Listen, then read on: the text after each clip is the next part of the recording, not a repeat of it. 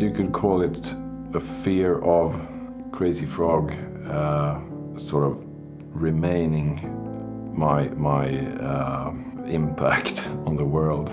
I was asked one time by a reporter if I wanted it to say a Crazy Frog on my tombstone, and of course I don't.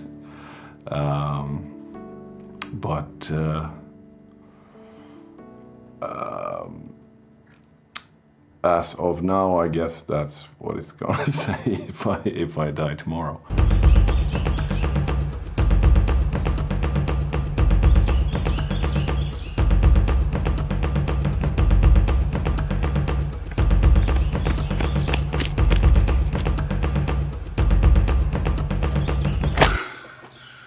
Hello everyone, and welcome back to another episode of The Worst Album Ever Made, a show where I'm on a quest to find out what is the worst album ever made. And after the last episode of the show, I was tasked to cover and spend months of my life reviewing and listening to an album made by a little annoying thing called Crazy Frog. This is my life.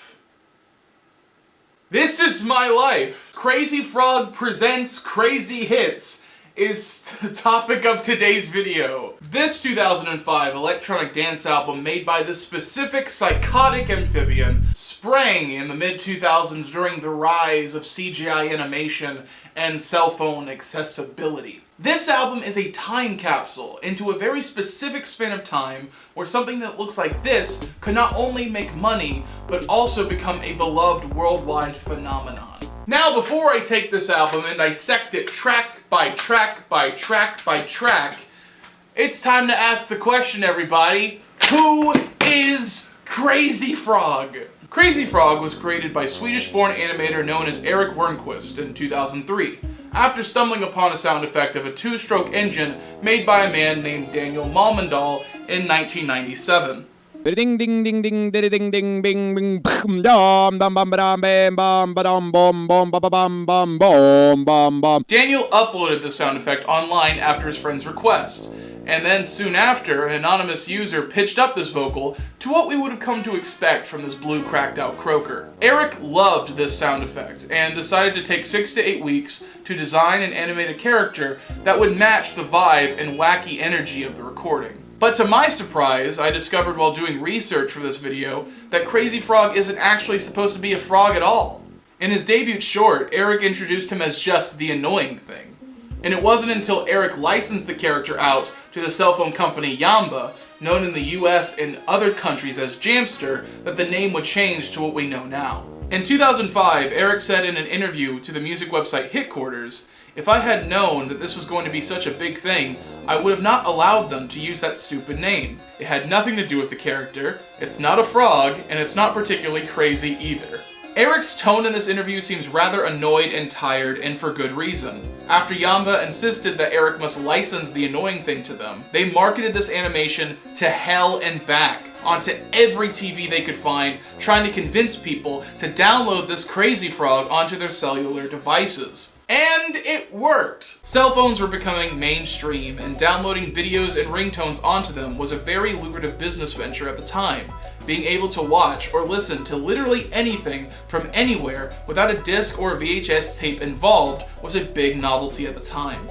The original Crazy Frog sound effect was making loads of money as a ringtone, but Yamba wanted to find a way to make even more money, as they saw an opportunity to dominate both the sound effect ringtone market as well as the music ringtone market. And it was a music producer from Berlin named Reinhard Raith who came up with a brilliant idea. Stealing! Reinhardt just looked at the charts and noticed the most downloaded song in the ringtone world was Axel F, also known as the Beverly Hills Cop theme by Harold Faltermeyer, and just said, let's combine our sound effect with that song and sell it. Reinhard cut the sound effect down to its basic elements and made it so you could play Crazy Frog on a keyboard like he was his own instrument. Even though Erik had no faith in the project, Yamba still commissioned a music video to be made, and to Erik's surprise, it became a worldwide phenomenon. According to the official Crazy Frog documentary, they were outselling Coldplay 4-1, and the song went #1 in the charts of more than 30 countries. According to Eric, unless the character is featured on screen, he earns no royalties from the musical sales of Crazy Frog. He has no creative control over the musical direction, which must infuriate him, as he feels trapped in a project that he cannot leave or change. He is basically trapped in a CGI animated prison of his own design, and remains in a perpetual state of limbo until Yamba decides to release Eric and his annoying thing after they're done playing with their toy, leaving this frog a shriveled up pile of skin that's been drained of all of its essence and money. And speaking of a shriveled up pile of skin, let's talk about his penis. 'Cause he has one. Listen, I don't know why Eric decided to animate a tiny little dick and balls on this creature, but I think it's because he thought it would be funny. Who could blame him? He didn't know he was creating the most popular thing he would probably ever be known for. But when Yamba licensed out the character, surprisingly they did not edit the model at all. That dick stayed there. And because it did, it caused quite a bit of drama when he started gaining worldwide appeal. A lot of parents in the UK and Australia weren't happy with the fact that the kids were seeing all this full frontal during late night television. Now, the easy solution of this problem, you would think, is to edit out his junk worldwide and fix the problem for good. But Yamba didn't want to. So, they spend extra money making 2 versions of all of their media. One with his penis, and one without. Why? Why did they do this? So depending on your region, you could have seen Crazy Frog with his dick out like God intended for your entire life. Or you were one of the people who had to see him go under the knife just so he can keep dancing for your entertainment. Now, believe it or not, I wasn't going to talk about the frog dick at all in this review, but Crazy Frog twisted my freaking arm. Listen everyone, I must be an idiot. I assume if I go on eBay and order an album called Crazy Frog Presents Crazy Hits, I would receive the album called Crazy Frog Presents Crazy Hits. But that's impossible, because there's not just one album called Crazy Frog Presents Crazy Hits. There are multiple different versions of this album, all varying wildly depending on if you can see this freaking guy's freaking frog skin or not. Here is the lineup for the penis-censored American version, and here is the lineup for the uncensored French version. Today we're going to be covering the French version of this album, but there are many different versions of this album still. There is no definitive version of Crazy Frog Presents Crazy Hits. For example, here is the UK edition of this album, here is the Japanese version of this album, here is the Christmas version of this album. Hell, this is the Spotify version. You can see that it's still missing songs because there's no definitive version of it. Alright, with that lengthy explanation out of the way, it's now time to talk about the very first song off this album to kick this Crazy Frog party off right, and it is called Intro. Now, with the many different versions of this album, no matter what, they are always going to start off the same with intro. That means that Yamba have their faith in this song to get you primed and ready to listen to this Crazy Frog experience. But when you hit play, no matter the album, you're gonna feel more confused than so ominous for what's going to be essentially a run-of-the-mill electronic dance album. The song plays like a precursor to some kind of Crazy Frog boss fight in some kind of shovelware 3D platformer. Like a bunch of toxic waste just got thrown into a swamp, and one of the frogs emerges from the bog, ready to crash out on a bunch of nearby townsfolk.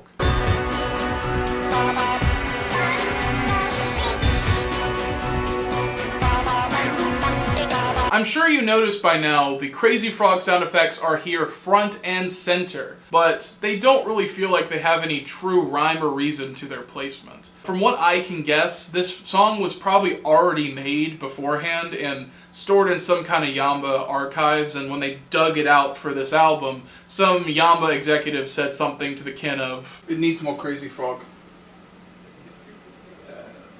What does that mean? Don't give me that, you know what I mean! If you just cut this off from every album, I don't think you're removing much. At the very least, I like the fact that there's actually frog sounds on an album by Crazy Frog. That's a cute idea. But outside of that, the song just sounds way too generic and bland for a song that features this character. But the next song is what we're all here for.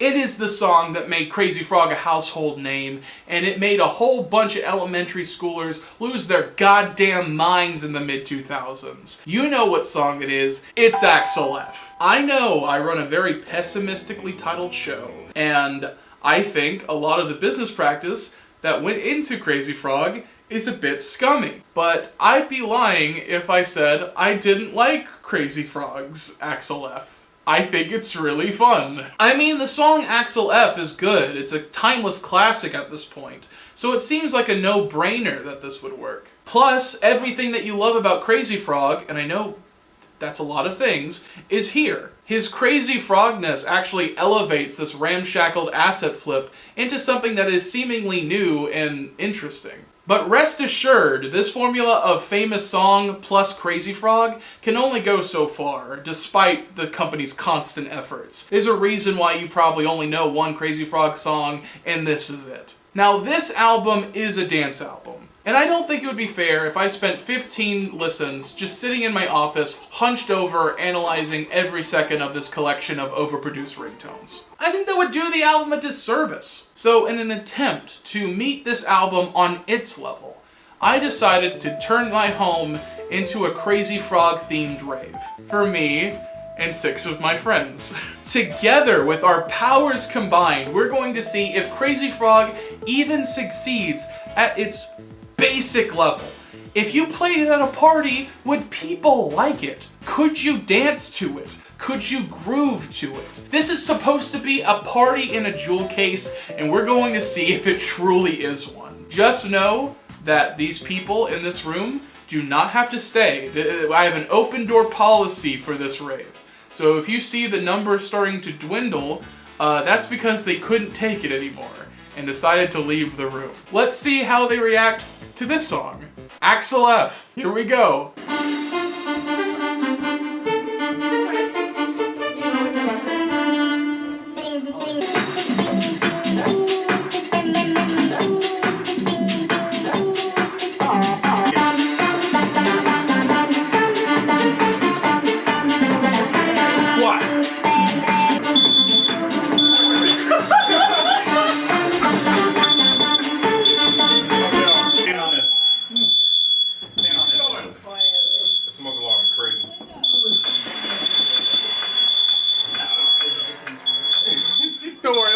The next song is called Popcorn. Popcorn is another standout track for the Crazy Frog project. It was heavily featured in the promotional material, and just like Axel F, received the coveted music video treatment. And while there was no chance of Popcorn replacing Axel F in sheer popularity, it was very clear to Yamba they had a lot of faith in this cover for something that I wasn't that familiar with. Popcorn is a song with a rich history, first performed by Gershton Kingsley in 1969 on his Moog synthesizer. And I think it's a fantastic work of early electronic. It sounds like a living sci-fi fairy tale with how jovial and otherworldly it is. It's a piece of media that feels like it is breaking new ground in the industry and sounds truly inspired. And when this piece was rearranged and then covered by one of Gershton's bandmates, New York native jazz pianist Stan Free, in his own band called Hot Butter, was when this song became a huge hit, especially in Europe. Popcorn is a song that has been covered by numerous artists such as Herb Abrams and the Tijuana Brass, Aphex Twin, Muse, and now, Crazy Frog!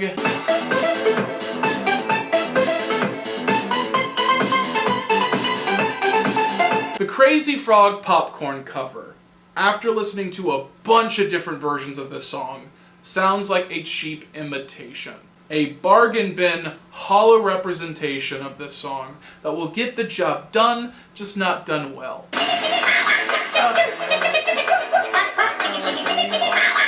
Well, it's Crazy Frog.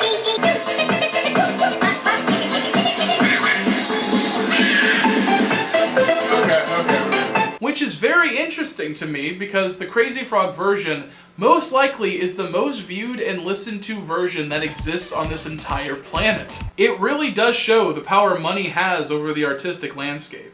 and that no matter how good you may be, there are going to be people who are going to outperform you simply because they have more money than you. Well, either that or people like seeing the silly frog make the funny robots dance. Who's to say? Next song is Whoop, There It Is.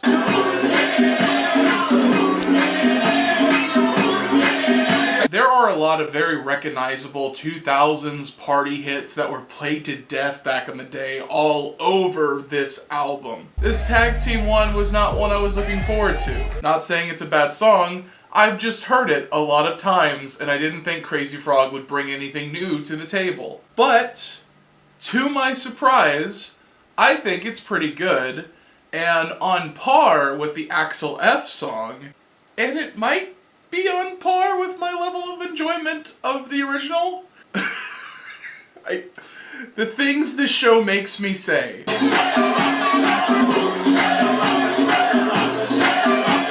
It has like that thumping drum that you would expect in a Bollywood song, which I think it was pretty cool. I didn't expect that. They could have easily just did a standalone cover and not even messed with the instrumental, but they went a little bit above and beyond, just a tiny, tiny bit above what they needed to do, and it shows, and it made a better song. And compared to some of the other covers we're going to listen to, you can tell someone tried here. The next song is called 1001 Nights.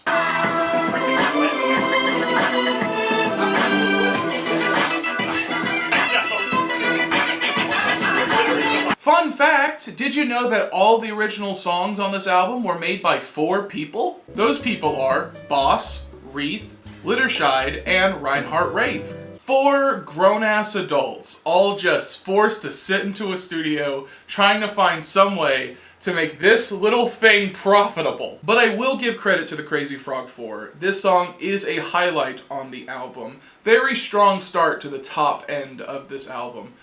Because this one is very much inspired by Middle Eastern culture. It gets its name from the folktales of Middle Eastern stories called 1001 Nights, known to us English speakers as the Arabian Nights. When it comes to the originals, this is a very tolerable Crazy Frog listening experience, but one that did confuse me a little bit. After listening to Whoop, There It Is, and then this song back to back, there is no way I thought this whole thing was manufactured in Switzerland or Germany. I thought this was 100% manufactured in Saudi Arabia, and that's where Crazy Frog came from. But still, what an interesting choice for a Crazy Frog song. The Arabian Nights. That's very interesting. I wonder how Yamba came up with that idea. Knock knock. Excuse me, boss? Oh, yes, Rain. What can I do for you? Yeah, so I have a small question about the Crazy Frog project, sir. Okay, what's now the issue? Well, it looked like the music team, they chose to make a song inspired by Arabian Nights, you know? Uh-huh. And this is a problem because... I don't really see the connection to a frog 9. He's more like a biker type, yeah? I'm just not sure. Rain, please tell me, is Axel F on the album, yes or no? Yes, of course. Then it's good. Now, let him put out the album, no problem. Are you sure about this? It's fine!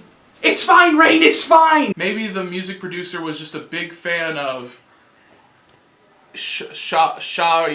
Yar. The next song from our Crazy Frog Fab 4 is Wonderland. Wonderland's sound is quite different than how the name suggests. Instead of being like Alice stumbling into the magical land of Wonderland, it's more like Alice stumbling into the gritty underground sex club from the Matrix Revolutions. The song sounds too inspired to be made from scratch for the Crazy Frog album. We have multiple albums in the Crazy Frog franchise, and this album is filled with songs that just do not fit the other ones. So I think this was made beforehand.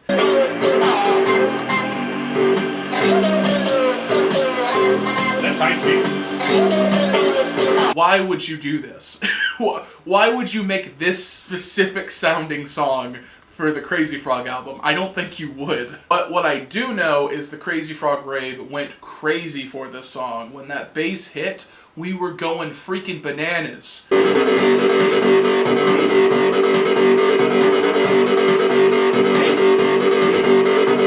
This next cover makes even less sense for Crazy Frog to cover. It is Felix's Don't You Want Me. Ignoring the flirtatious undertones of this song, I think this 90s house classic song has no real reason to be here on the Crazy Frog album. And one of the reasons is it barely has any involvement from Crazy Frog at all. It's more like a standard cover than a Crazy Frog cover.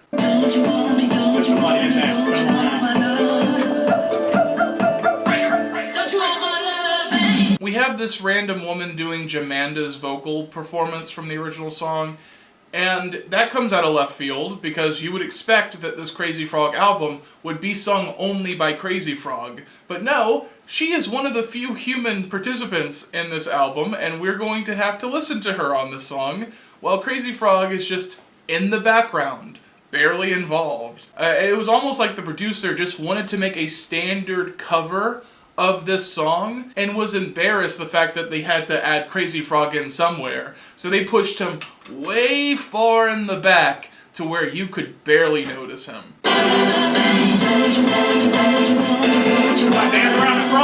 This song was made before the age of accessible music, where right now you can get any song you could ever dream of, with just a couple clicks on your keyboard on your smartphone. We didn't have that back then, so you had to make do with whatever you had around. And when I was a kid, I had to make do with my Kids Bops and my Radio Disney Volume 3s. That's just how it worked back then. And I could see some kids being like, man, I really love that Felix song. I guess I gotta go listen to my Crazy Frog album to get my taste of the Felix song. But with it being today, there is no reason you should ever go back and listen to this version, because it's just a cover, and it's an inferior cover to the original song. Plus, it lacks any Crazy Frog involvement, which is what you're here for. The next song is called Dirty Frog.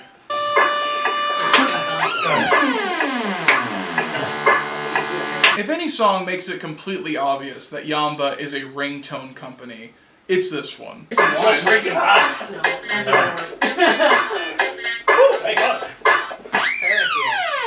It sounds like, yeah, I have a Nokia up to my ears. I mean, it's a fine ringtone. I'd use it as a ringtone. I don't want to listen to it on my iTunes account. And it's another time where Crazy Frog is sparsely in the song. Like, I'm here for Crazy Frog. Why are you just like dangling Crazy Frog in front of me? Like, I want to hear him. That's what I'm here for. Next song is a cover from the Vengaboys. It is the song We Like to Party, aka the Venabus.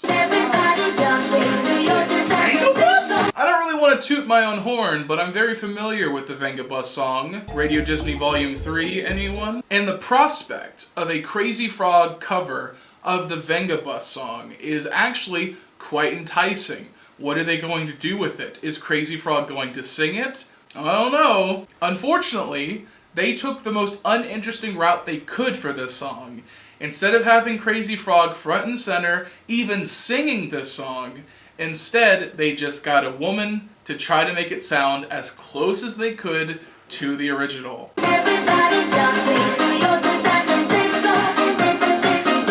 The only real difference between the Vengaboys version and the Crazy Frog version is every single time they say Venabus, they say Crazy Frog. At least the music from the Vengaboys was enough to energize the Crazy Frog rave after Dirty Frog. But to me, in my personal listening experience, I was very disappointed. There's an artist out there who knows how to make a character like Crazy Frog work, and that is MC Boing by Daniel L. Harley. MC Boing is high-pitched and crazy just like our little froggy friend should be. His mic presence is wild, but he's still really fun to dance to. He is everything you remember Crazy Frog being. While the Crazy Frog we are covering today is tame, low effort, and underwhelming. Crazy Frog is coming. I like to move it. Oh no! Move it. I like to move it. Just like the The next song is called I Like to Move It. Ladies and gentlemen, the album we are covering today came out in July of 2005. And the song that we are covering right now, from Reel to Reel and the Mad Stuntman, came out in 1993. The reason why the song was being covered is not because the music producers were just a big fan of this old school underground party hit. No, it's because 2 months before this album was released, the movie Madagascar premiered in theaters and made a boatload of money. And Yamba decided they wanted to piggyback off of someone else's success and decided to get in on that action.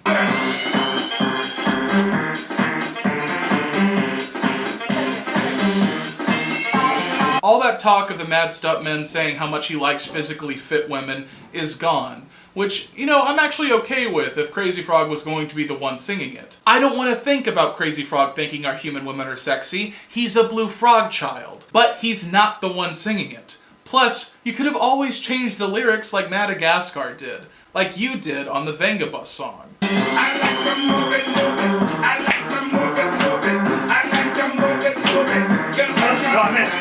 Here you go, folks. Here's a version of a song you really like, but we cut 60% of the song out, and now it's just chorus and Crazy Frog noises.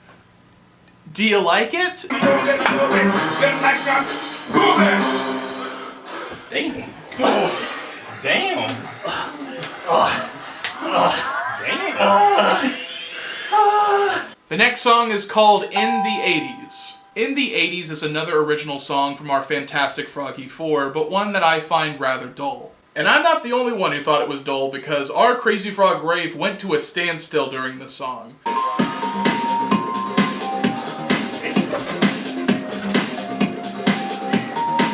And instead, we just started ignoring the song and just started throwing glow sticks around the room. As for the theme of the 1980s, I mean, I don't really see it.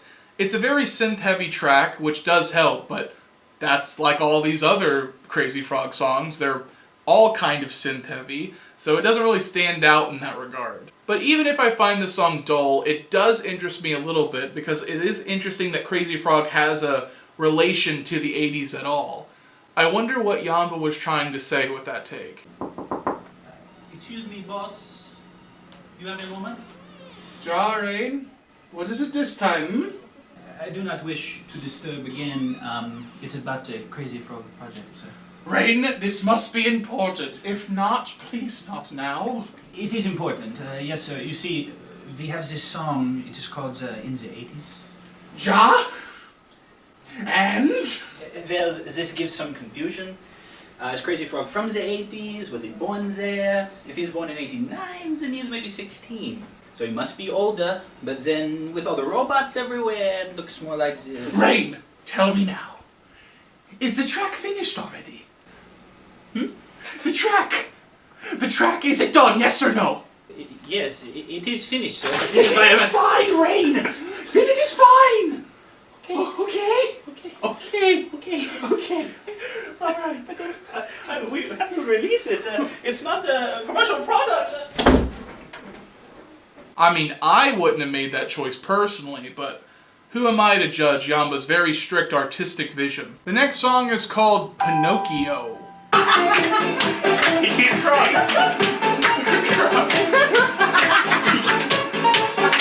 I'm telling you right now, I probably spent more time trying to figure out Pinocchio than any of the other songs. And if you actually listen to it, it is one of the most okay, whatever songs on the album. But I'm gonna have to gush about Pinocchio for a while because I spent so much freaking time on it. Pinocchio is a song credited to Karel Richard Savaboda, who was a composer from Czechoslovakia, who made music for children's programming for German TV, and one of the programs he scored was for a TV show called Pinocchio. And from what I can tell from the few comments I've seen, a lot of German children absolutely loved Karel's work. And on my quest to find this very specific song that Crazy Frog decided to cover, I found so much heartfelt, amazing songs Karel made over the years. There's this fantastic song called Du Vezzi. And also the song Ingerungen, which was also from the Pinocchio TV show. That was a really good listen.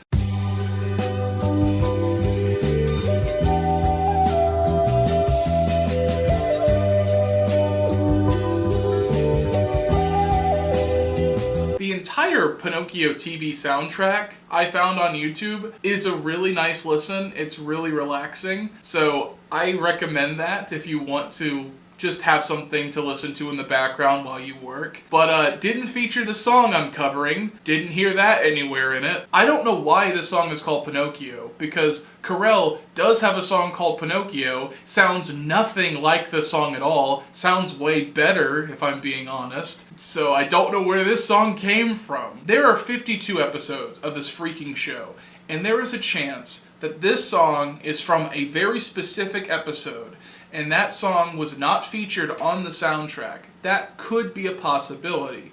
From what I have heard and what I have tried to find, I couldn't find it anywhere. I could not find the original song, but what I can hear from this album, this song is not my favorite. The formula of song plus Crazy Frog is starting to get old very fast. And the Crazy Frog noises you hear on the song just seem more out of place than they usually do. But I can appreciate the fact that Crazy Frog took me on this wild goose chase through the history of 1970s German TV composers. So that was nice. But when we're talking about the song itself, it was uninteresting at best and annoying at worst. At least it's on brand. The next song is called Are You Ready for This?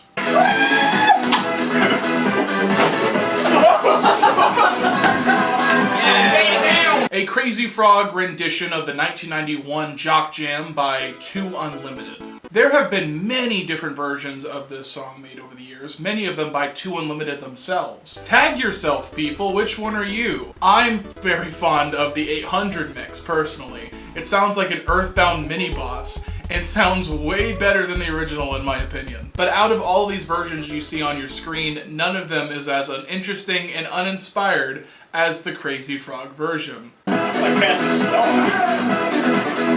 That's pretty imagine. Again, it gets the job done. The Crazy Frog rave was still going strong with that song. It got the job done. But it's just another cheap imitation on what is becoming a lineup of cheap imitations. A song that you can already hear in your head before you even click play. And that's just not an exciting listening experience to me. The next song we're going to talk about is Dallas, the theme song for the 1970s and 80s TV show Dallas.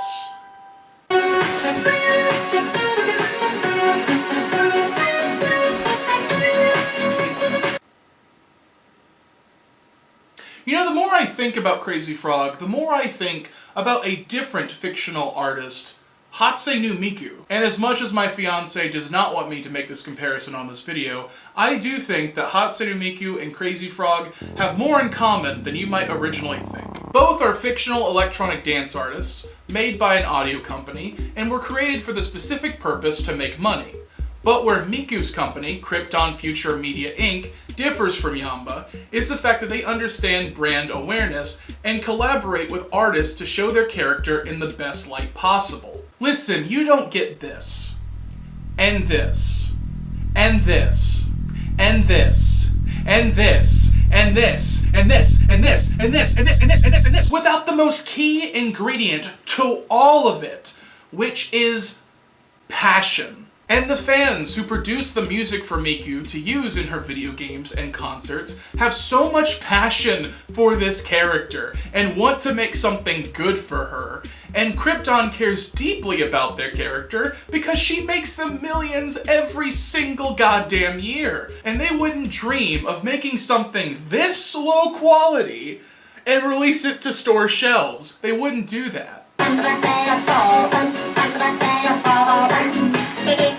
I can appreciate the fact that Crazy Frog decided to cover a Texas TV show theme song and not even release it in the United States. I find that very funny. But when it comes to the song itself, it lacks any real substance and depth.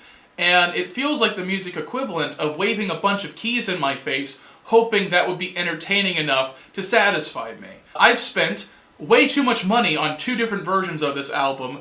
I wish I got more out of it. And now I'm thinking I should have just stuck with the American version, because at least I would have been done by now. But no, we're here. I had to get the dick version.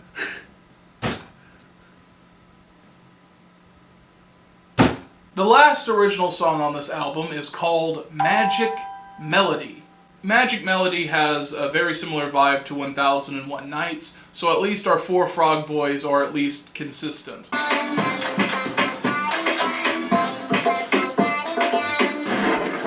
The instrumental is filled with DJ scratches, a thumping beat, and Crazy Frog. There's Crazy Frog in there. Why wouldn't we have Crazy Frog? It's the Crazy Frog album. But considering this is supposed to be a magic melody, there's not a lot of magic going on the track. Except for what could be considered the chorus, which does have a little bit of mystical vibes, but not enough to name the entire track around it. I'm losing it. I'm losing it. I never had it.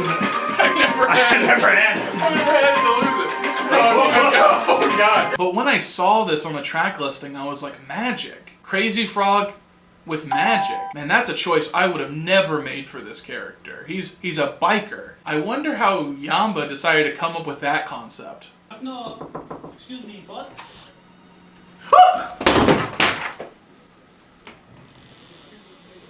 Can Crazy Frog cast magic? Well, the music department, they seem to think so, yeah? It's a new song called Magic Melody. And Alright everyone, last song. It's finally here. How did Yamba decide to end the French version of Crazy Frog Presents Crazy Hits? With another low quality cover, folks. Here comes Who Let the Frog Out. Let's go! Okay, last song. We got Who let the frog out? Uh-oh. You got hate bang. You got hate bang. Not the most exciting way to end the album. It's a very slow-paced version of the Anselm Douglas song that was made famous by the Jamaican trio, the Baha Men. This was a song that was a staple of New Millennium media, featured in properties like Rugrats, Men in Black, Major League Baseball, and now Crazy Frog.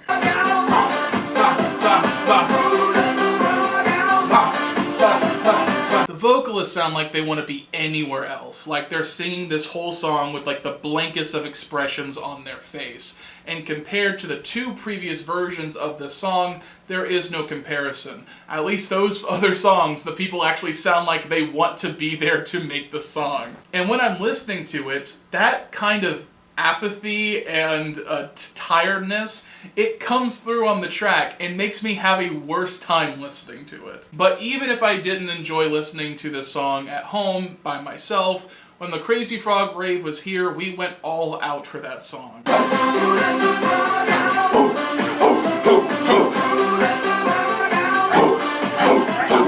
I think the only reason we went as hard as we did at the Crazy Frog rave was because we knew it was the last song on the album, and that made it a little bit of more of an enjoyable experience.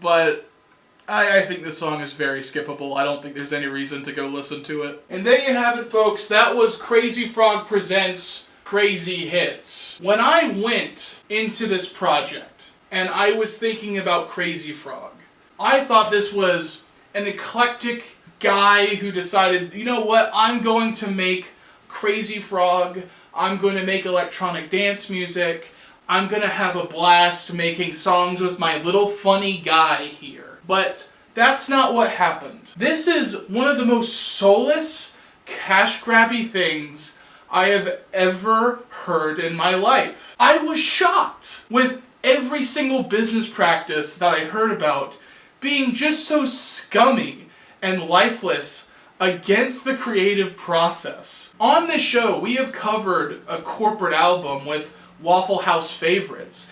And yeah, that was an album that was also kind of stealing and plagiaristic and really grossly capitalistic, but I think there's more merit in Waffle House favorites than this album here. When I have to think, does this belong on the board of shame? I kind of think it needs to. You can say a lot about Little Xan's Total Xanarchy. At least this was one person's vision. And even if I don't agree with the vision, at least someone had something to say here. And when thinking about Nostalgia Critics' The Wall, I do think there's more artistic merit to it than this one. Because this is one guy with a bad take, while this is a whole company just not giving a shit. And that's a big deal to me. I feel like you should give a shit about what you're making. So, I'm going to take Total's Anarchy off of the board. I am going to move Nostalgia Critics' The Wall down, and I'm going to put Crazy Frog Presents Crazy Hits right there. Christian and the Hedgehog Boys, I think it sounds worse. Hello Kitty Suicide Club, think it sounds worse. Viper's not going anywhere. Crazy Frog Presents Crazy Hits does have a couple of redeeming songs. It has Axel F on it. It has Whoop There It Is. That's fun. But this went #1 in multiple countries, and it was for a company that does not care and was grifting you. And when I think about Crazy Frog now, I feel gross, and I feel bad for Eric. I can no longer think of Crazy Frog without thinking of bad things. I'm standing with my choice that Crazy Frog Presents Crazy Hits is worse than Nostalgia Critics The Wall. I have to defend Nostalgia Critics The Wall compared to Crazy Frog. I don't want to do that. I don't want to do that. But what do you think? Do you agree that Crazy Frog Presents Crazy Hits is worse than Nostalgia Critics The Wall? Let me know in the comments below.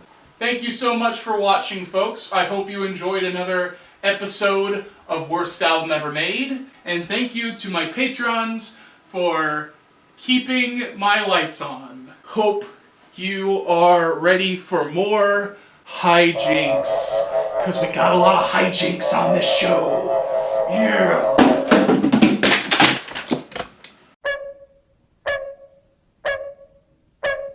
That was the voice of the barking tree frog, Hyla gratiosa. As many as 200 or 300 voices may be heard in a single pond in parts of South.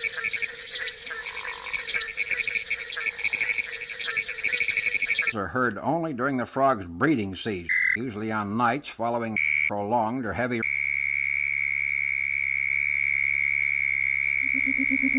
Sounds are produced when air is expelled from the more or less regular.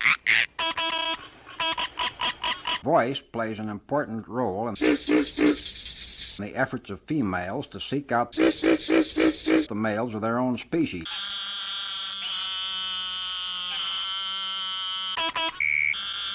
Cricket frog, Acris gryllus dorsalis, is the smallest species in the chorus.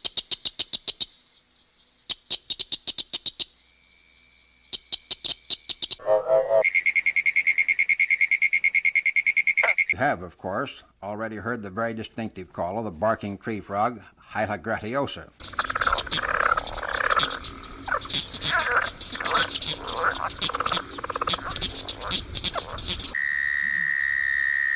A much smaller toad, the oak toad, Bufo quercicus, has a totally different voice consisting of a short. This is the way it sounds at Little Rock, Arkansas. The voice of the same species in North Carolina has quite.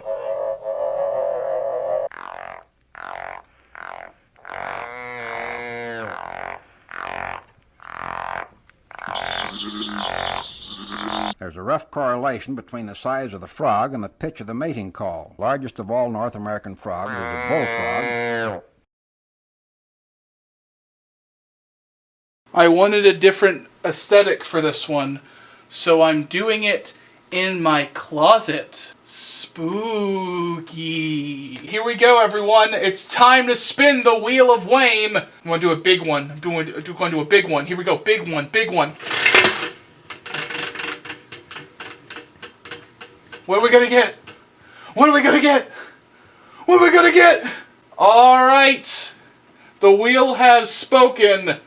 We're going to be doing Village People's Renaissance. Macho, macho man.